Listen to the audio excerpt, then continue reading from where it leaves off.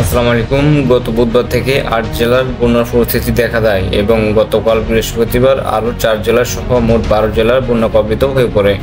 জেলাগুলো হলো ফেনী, কুমিল্লা, নোয়াখালী, ব্রাহ্মণবাড়িয়া, চট্টগ্রাম, খাগড়াছড়ি, রাঙ্গামাটি, কক্সবাজার, লক্ষ্মীপুর, সিলেট, মৌলভীবাজার ও হবিগঞ্জ।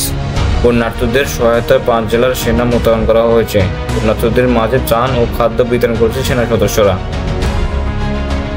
এদিকে বন্যার পানিতে রেললাইন তলিয়ে যাওয়ার গতকাল থেকে চট্টগ্রাম ও সিলেটের সঙ্গে সারা দেশে ট্রেন চলাচল বন্ধ হয়ে গেছে। ঢাকা চট্টগ্রামের মহাসড়কের অনেক স্থানে পানি, ওই সড়কে যানবাহন চলাচল ধীরগতিতে। বন্যাকল্পিত অনেক এলাকায় বিদ্যুৎ নেই। দীর্ঘ সময় ধরে বিদ্যুৎ না থাকায় অনেক মোবাইল টাওয়ার অচল হয়ে পড়েছে। এতে অকার্যত হয়ে এলাকার মানুষ যোগাযোগ বিচ্ছিন্ন হয়ে পড়েছেন। উজানি ভারতের ত্রিপুরা থেকে নেমে আসা পানির জল ও গত কয়েকদিনের প্রবল বর্ষণে দেশের ১০ জেলায় আকস্মিক বন্যা দেখা দিয়েছে। পানিমুগ্ধ হয়ে পড়েছেন ও ক্ষতির মুখে পড়েছেন প্রায় ৩৬ লাখ মানুষ। তবে বন্যাকবলিত আরও ২ জেলার খবর পাওয়া গেছে। পানিতে ডুবে ও বিদ্যুৎ স্পষ্ট হয়ে গত দুদিনে ৮ জেলার মধ্যে মৃত্যুর খবর পাওয়া গেছে।